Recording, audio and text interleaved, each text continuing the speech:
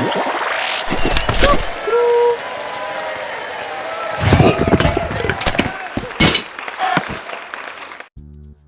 guys, it's Avondale, and welcome back to another episode of Behind the Walls, where I take you behind the walls of the Noxcrew Game Show. I'd like to remind you, as always, that if you haven't watched today's episode yet, make sure you check the link in the top right-hand corner of the screen so we don't spoil it for you.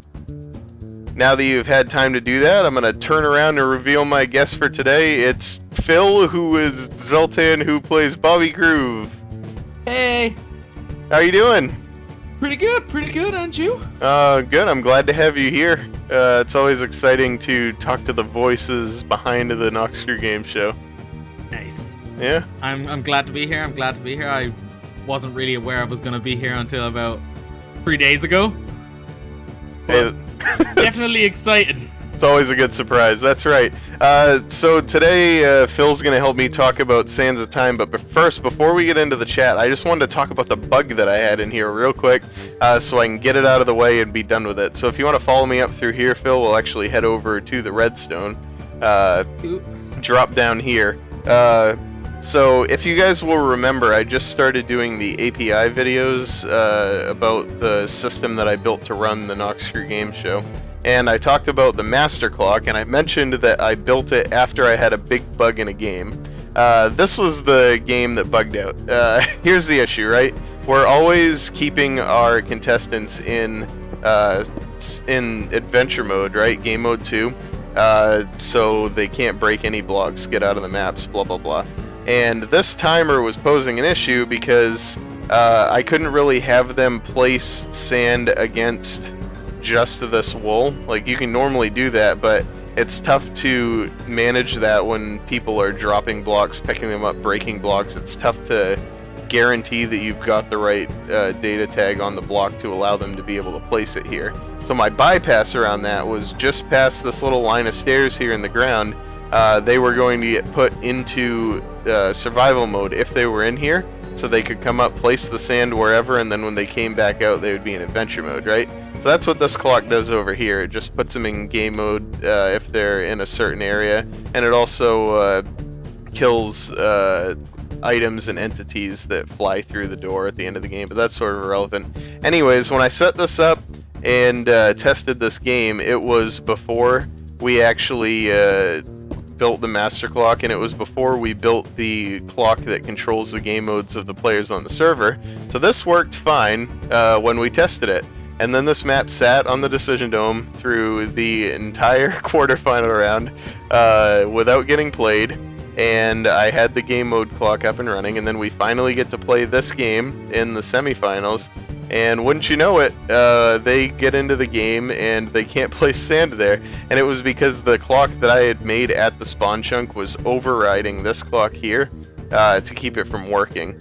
And so I went to the spawn chunk, we reset the team that was in there. It was Shed's turn. I froze the part of the clock that I thought was breaking this, started them again. It still didn't work. I went back to the spawn chunk, figured out the other part that was freezing it, came back in, and we finally were allowed to let them play the game.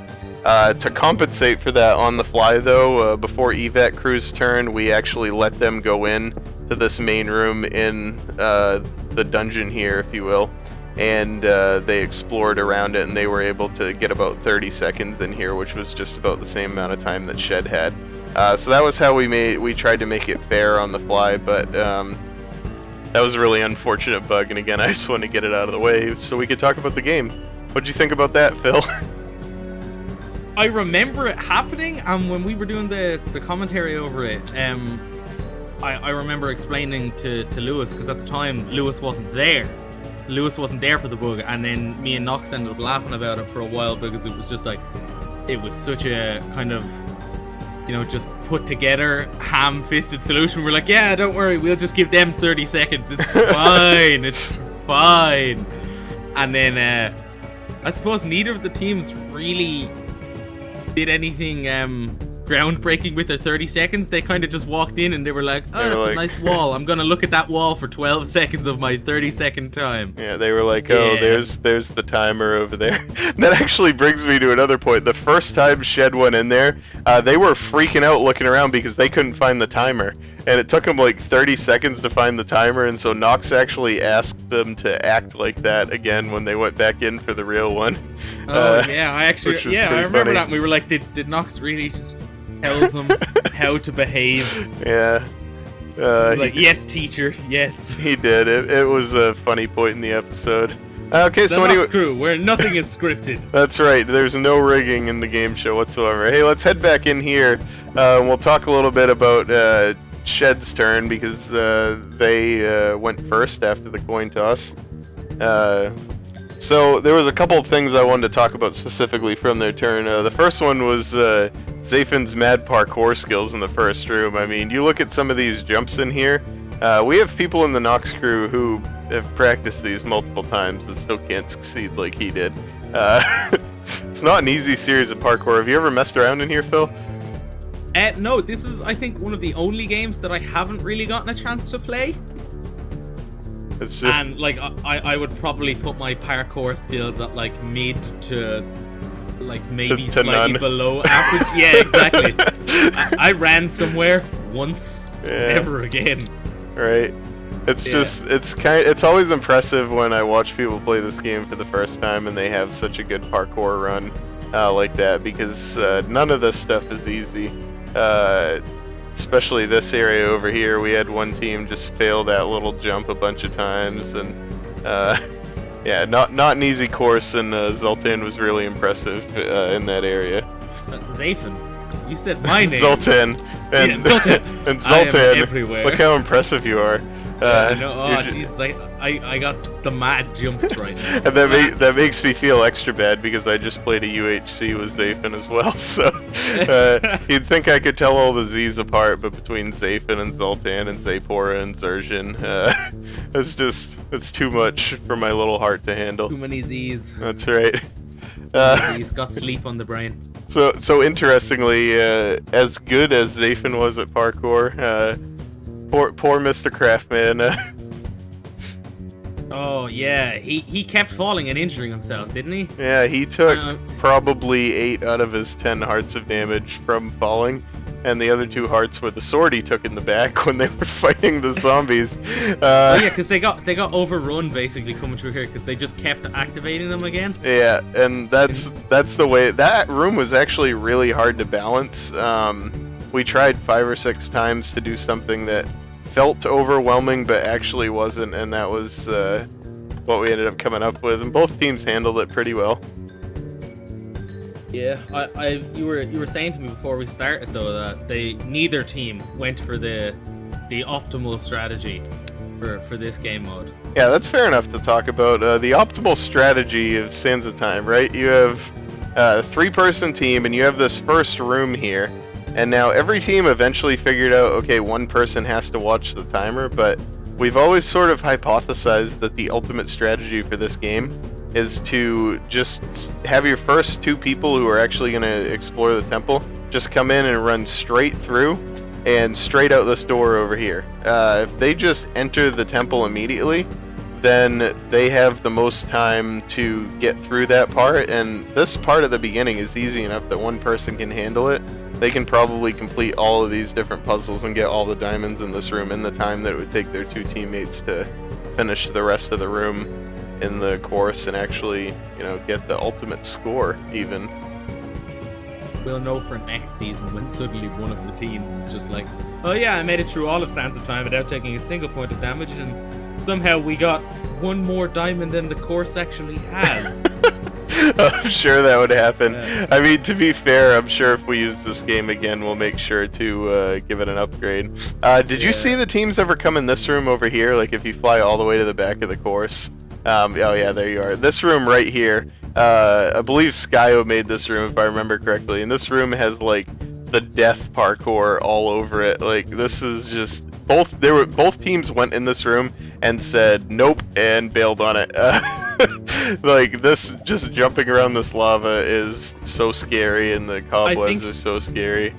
Yeah, I think the only, I wouldn't have tried this jump that you tried a second ago, that one over there. Not a hope would I have tried that. I think I'd have gone for the jump and hopefully let the cobweb catch me. If the cobweb catches me, I'm alive. Yeah, and I think you could break the cobwebs with your sword as well, so maybe that would have been a way to do it, is just jump over here. Because I think once you get over here, oh hey, I'm looking at the inside of you. Once you get over here, I think the rest of the room's pretty easy, but it was just funny that both teams came through that room and said, it's just like, on to the next room, and nope! And they were gone. It was really funny.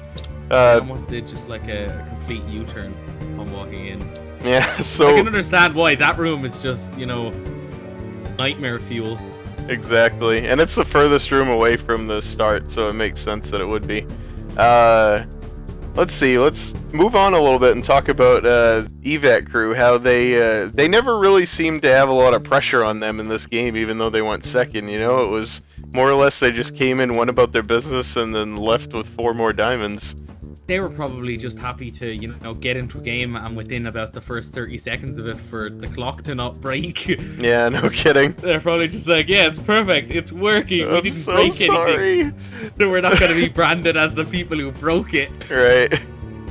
Oh, it was all my fault, but I would say though that evac crew were very like clear and concise with each other. They had a lot of communication.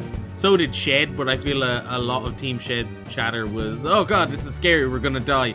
Whereas evac crew were just like, right, you do this, you do that, stop taking dumb damage, you know? Yeah, and take a look at one of the biggest decisions they made, right? You know, you have Craftman on the first turn, jumping around on 1.5 hearts of health, and he's trying to do parkour, and he dies. And then the second team goes, and they had T-Rex on 1.5 hearts of health or so, and he said, hey, how about I take all the diamonds we already have and just go bank them and chill in the hallway? And it's like little decisions like that that a lot of times take games like this and end up making the difference, because then, you know, Craftman's teammates had to worry about whether they need to get his stuff or not. It completely broke their focus and potentially cost them the game. And because he took all of the diamonds back to the hallway with him at the time, they didn't have anybody else running around with a massive deficit of diamonds being like, I need to get these back, I need to get these back. Yeah, exactly. And when it came down to it at the very end, they ended up losing 2 diamonds, and it didn't matter. Yeah, they had already won when he banked the diamonds. I mean, there's no way they could know, and we definitely won't tell them because we want to see how it plays out, but they had a team member get locked in and then commit suicide, and it didn't matter. In her very own trial by fire. Yeah, no kidding. It's always funny that we leave this open so you can do that. I mean, there's no point. Why would we do that? I think we're just hoping for somebody to walk in and be like, oh, the lovely scenery. Oh, my bones.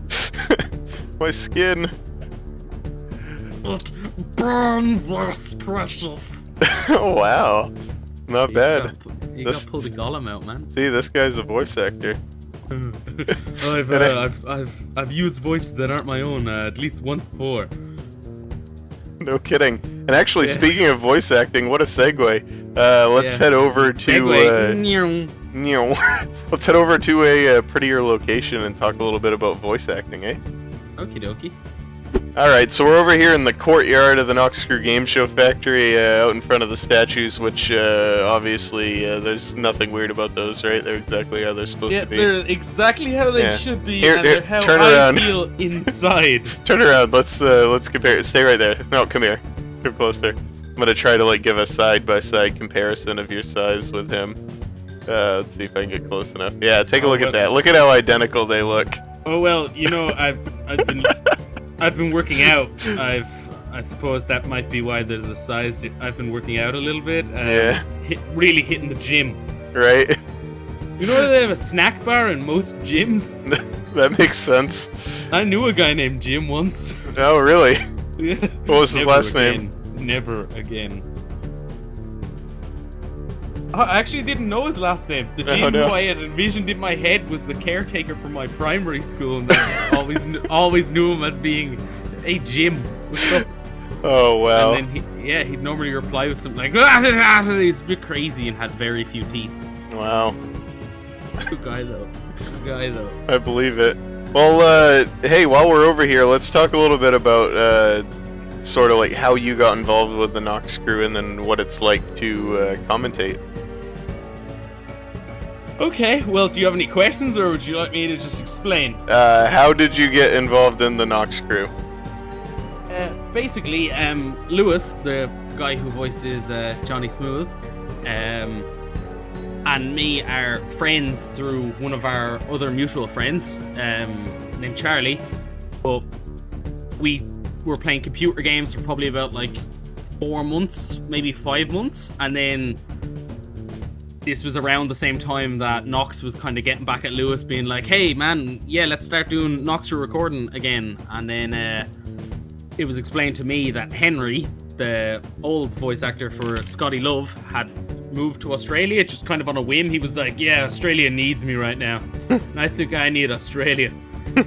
And then Lewis was just kind of like, hey, well, Phil, me and you kind of have a really good chemistry. We laugh a lot and stuff when we're playing games. The two of us kind of take over whatever call we're in and just make each other, you know, unable to speak for laughter. And then Lewis suggested that I be the new commentator in Henry's stead, and then showed it to Nox. And originally Nox was like, man, I don't know. He's not really doing an American voice. And I was like, yeah, that's because I'm not American, and I'm not trying to do an American voice. Didn't you try to do an American voice, no, though? I thought you did in one of the tests. No, it was after I just spoke normally, like with my normal voice.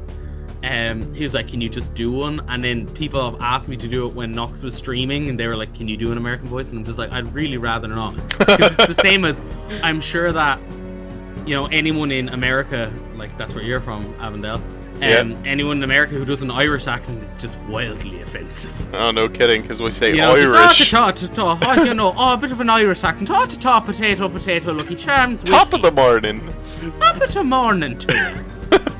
So I wouldn't like to turn around and just be like, well, you know, as president of these United States, I feel that you need to chill your beans. Okay? I did not take over for Scotty Love. I would not do that. It's just not something that I feel is appropriate. Oh man, I would love to listen to that during a whole episode of the game. Yeah, a whole episode is like, oh well, it looks like these guys done like, could you imagine if you had done Pipeline Pursuit for a half an hour like that? Well, it looks like he's rotated that piece, and he's gonna go rotate that piece again. Hooey! Oh damn! Oh man! Oh well, you know, I got a dog in the fight, but this dog back here, it don't bite. Never mind me, you know. Wow. Pipeline Pursuit. But yeah, you know, your accent got better the more you did it there. It really did. It started out pretty sketchy, but the longer you just did that, the better it got.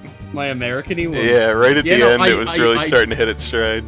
I do it sometimes, but it's like very inappropriate, because normally I just try to do like George W. Bush raving about legalizing cannabis. So it's just like, hey man, you know, we need to just legalize it, man. Legalize it. And he always looks like he's squinting into the sun when he's talking too. You know why I'm squinting, son? Sheba. Little puff, man. You know, it's very good. Oh wow.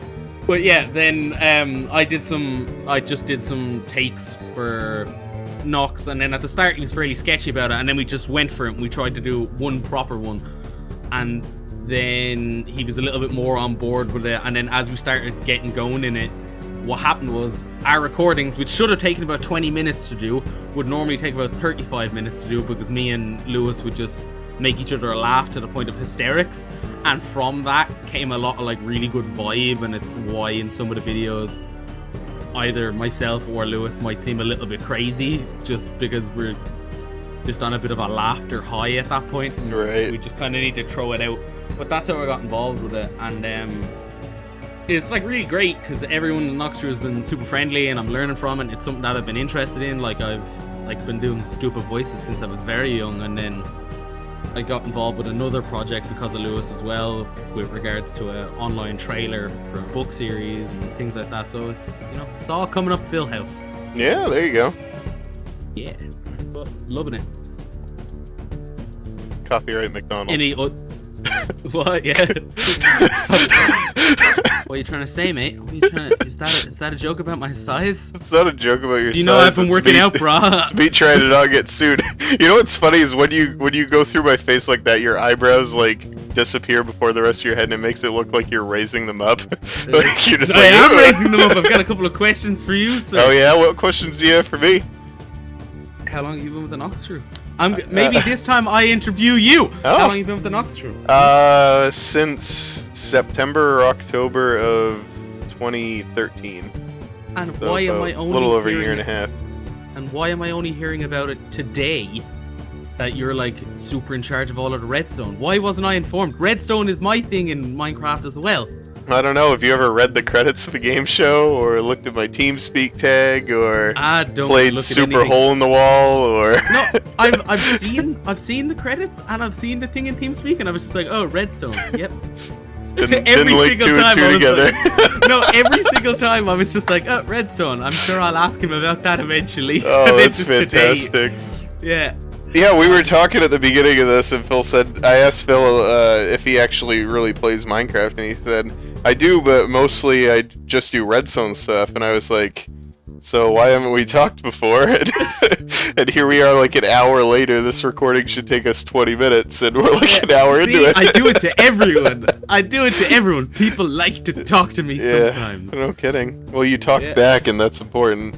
No, it's just I would literally anytime I go into Minecraft, my friend Luke, right, for example, my friend Luke loves to build these gigantic, extravagant houses, and I'm just like, oh, that's really sweet. There, I'm gonna go over here, dig straight down a spiral staircase, and then I will make a dwarf home underground, so I don't have to put decorations all over my house. And then from that, I'll get like mega amounts of redstone, and then just redstone the crap out of my house somewhere and just be like, see this mountain, click button, 50 million pistons activate and the whole mountain opens. That's the kind of stuff that like I love in Minecraft. Okay, so thanks a lot to Phil / Zultahn / Bobby Groove for coming on the show to talk about Sands of Time. Thanks for having me on. It was absolutely great, and anytime that you want to have me on again, just give me a shout, and it'll be awesome. Absolutely. I'm sure Maybe we will see you again on my channel sometime soon. Yeah, we can probably make the next one not last. Like, we're literally at this 2 hours, 52 minutes. Oh, don't you worry. An hour, 52 minutes, Captain Time Checker. Oh, yeah, we started at 5. Yeah. Sorry, it was just, I was sitting at my computer at 4 being like, I'm really sleepy. I hope he gets online. I'm like really sleepy. But yeah, an hour and 52 minutes. I am the keeper of the time. Fantastic. Don't worry, that difference in the hour is just because you're American. It is. It's just all these time zones, man, I'll tell you. Well, anyways, until next time, I've been Avondale. Thanks for watching. And I have been Zultahn! Star Also Bobby Groove. Star White. Pizzazz. Cool show, man. Could use more rainbows and stuff, though.